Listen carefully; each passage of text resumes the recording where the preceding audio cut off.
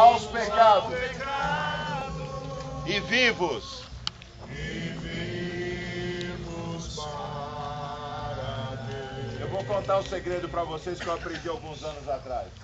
Sabe como você faz para aprender a cantar uma música na segunda vez? Ninguém sabe? Então canta a primeira. Na segunda já está sabendo, amém? Amém. Então vamos lá, Lê, de novo? Porque estás debaixo da graça, debaixo da lei,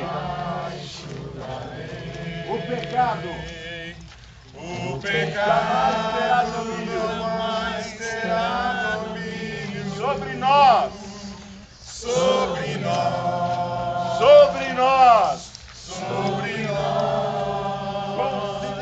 considerai-vos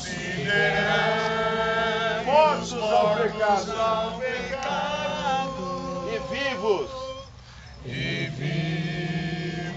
para Deus.